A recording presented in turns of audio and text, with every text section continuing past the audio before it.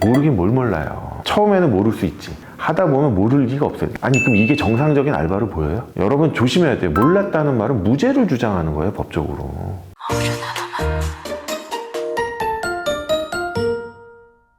안녕하세요. 신탁의 신 오상민 변호사입니다. 오늘 설명드릴 주제는요, 진화하는 보이스피싱 범죄에 대해서 설명을 드리고자 합니다. 제가 15년째 이제 형사사건 국선변호인을 맡고 있는데요. 초반에 한 2, 3년 전만 해도 이제 보이스피싱 범죄로 인한 피고인들이 많이 형사사건으로 문제가 됐었어요. 고액 알바라고 생각하고 무심코 이런 이제 보이스피싱 범죄의 현금 수거책으로 이제 활동을 해가지고 같이 보이스피싱 범죄의 공범으로 붙잡혀 들어와가지고 재판을 받았거든요. 근데 최근에는 약간 이제 보이스피싱 범죄가 진화를 하면서 현금 수거책이 아닌 자신의 휴대폰에 타인의 유심칩을 갈아 끼워가지고 같이 보이스피싱 범죄의 공범으로 들어오는 사람들이 늘어나고 있어요. 근데 이 경우는 일반적인 현금 수거책과 달리요, 처벌이 되게 중합니다. 현금 수거책하고 달리 현장에 나가지도 않고 자기 핸드폰에다가 유심칩만 갈아 끼우면 되니까 이게 범죄인지 모르고 가담을 하거나 범죄인지 알았다 하더라도 이게 되게 간단한 거잖아요. 이 정도는 뭐 내가 처벌받더라도 가벼운 처벌을 받겠지 이런 생각을 하세요. 근데 절대 그렇지가 않아요. 검찰에서 이걸 어떻게 보냐면요, 말단 현금 수거책보다도 더 중한 중간 관리책으로 봐요. 그래서 요 점에 대해서 제가 설명드리려고 그래요. 일단 이제 저희가 보이스피싱 그러는데 정식 명칭은 전기통신금융사기입니다. 이게 대충 어떻게 구성되느냐, 총책이라고 하는 범행 전체를 총괄하는 이제 상선이 있어요. 이런 애들은 국내에 없어요. 중국 같은 데 있고 해외에 있고, 그 다음에 유인책이라고 그래가지고 피해자들을 속이는 역할, 뭐 전화해서 뭐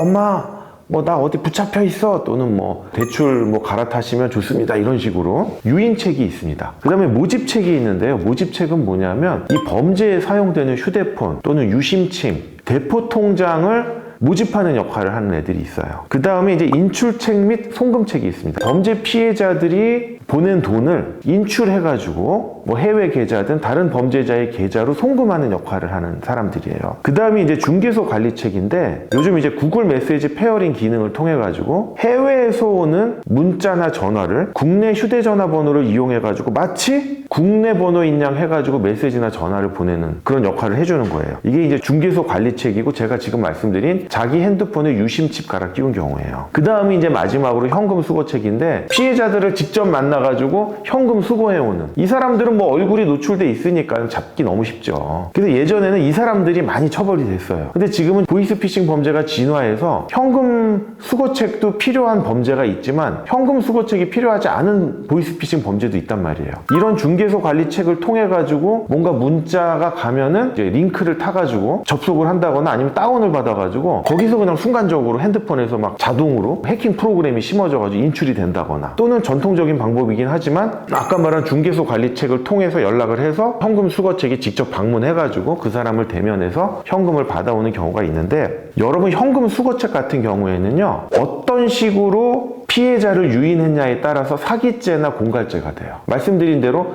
여러분 통장이 해킹당했는데 내가 금융감독원 직원인데 어디로 돈을 보내세요, 이건 속인 거죠. 사기죄가 되고, 공갈은 뭐냐면 엄마 내가 붙잡혀 있어, 또는 뭐 내가 자기 아들을 붙잡아두고 있다, 왜냐하면 내 돈을 빌려갔는데 안 갚아가지고 붙잡아두고 있으니까 얘를 풀어나게 하려면 어디로 돈을 갖고 오라라든가 보내라거나, 요거는 공갈이에요. 그렇기 때문에 현금 수거책도 이 사기죄 또는 공갈죄의 공범으로 처벌이 돼요.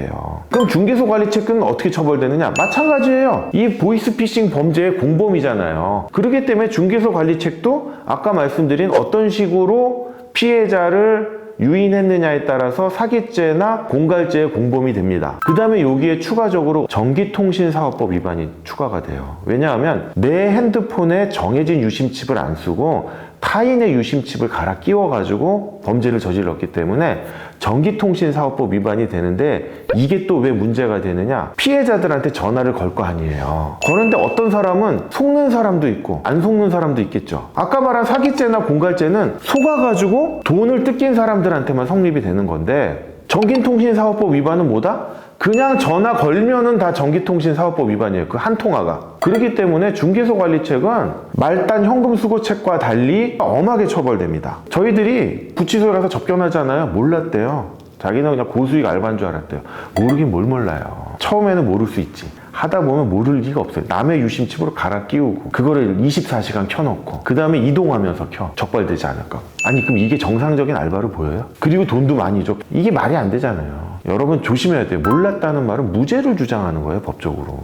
내가 정말 최소한 처벌 형량을 낮추려면 인정하고 반성하는 게 중요합니다. 차라리 몰랐다는 주장보다 내가 너무 무지했다, 또는 처음에는 몰랐지만 중간에는 알게 됐다, 아니면은 미필적으로나마 인식했다라고 해서 확정적인 고의가 아닌 것처럼 설명을 해야지, 마치 내가 몰랐다 무죄 주장하는 식으로 하시면 안 됩니다. 그 다음에는 이제 범죄로 얻은 수익이 적다. 사실 범죄로 얻은 수익은 총책이 많이 가져가겠죠. 그 다음에 경제 형편이 어렵거나 실질적인 가장 역할을 한다, 또는 뭐 피해자와 합의를 했거나 합의가 안 돼서 형사공탁을 했다라고 해서 이런 식의 방법으로 대응을 하셔가지고 처벌 형량을 낮추셔야 돼요. 무죄 주장은 솔직히 말씀드리면 택도 없습니다. 제가 한 것 중에 무죄 인정받은 거 딱 하나 있어요. 이분은 전과가 없는 초범이고요, 하루에 딱 한 번 하고는 찜찜해서 안 했어요. 이 경우는 끝까지 무죄 주장을 하셔서 받아들여지긴 했는데, 사실은 미필적 고의로 판단을 해도 문제가 없었던 사안인데 초범이고 하니까 법원에서 해준 것 같아요. 제가 한번 실제 맡았던 사례를 한번 설명드릴게요. 이분이 그냥 고수익 알바인 줄 알고 자기 휴대폰에다 타인 유심칩을 끼웠거든요. 초범이에요. 전과 없어요. 검사가 징역 5년을 구형했고요. 1심에서 징역 1년 6개월 실형 나왔어요. 집행유예도 없어요, 초범인데도. 바로 판결 선고 날 법정 구속됐습니다. 자, 그 두 번째 사례인데요. 이 친구가 옛날에 보이스피싱 현금 수거책을 해가지고 걸렸어요. 걸렸는데 집에서 피해자들하고 다 합의를 해가지고 집행유예를 받고 나왔어요. 그럼 집행유예 기간 중에는 떨어지는 낙엽도 피해 다녀야 돼요. 왜냐하면 집행유예 기간 중에 범죄를 저지르면 그 집행유예가 실효되고 뭐 징역 1년에 집행유예 2년 나오잖아요. 앞에 말한 징역 1년이 붙는 거예요, 플러스로. 근데 얘가 예전에 보이스피싱 하던 가락이 있어서 그런지 자기 핸드폰에 또 유심칩을 갈아 낀 거예요. 기존의 집행유예가 실효되면서 기존의 징역형 받은 게 플러스 되는 거예요.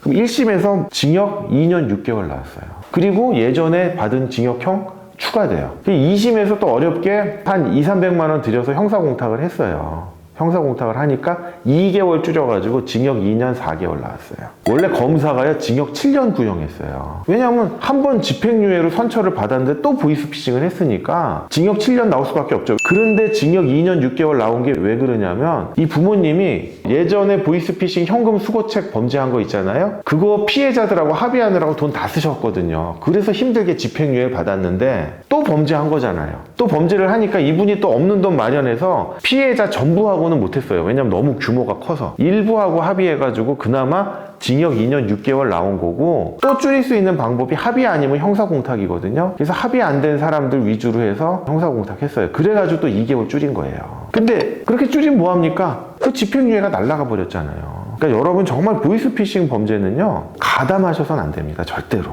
되게 엄하게 처벌하고 있다라는 점을 감안하시고, 뭐 유심칩 갈아 끼운 거? 뭐 이거 뭐 별거 아니겠지? 오히려 현장에 가서 현금 수거하는 행위가 더 나쁜 행위겠지? 이런 생각하지 마시고요. 뭔가 이상한 고수익 알바 같은 그런 문구에도 현혹되지 않길 바라겠습니다. 본 영상이 도움이 되셨다면 구독과 좋아요 부탁드리겠습니다. 감사합니다.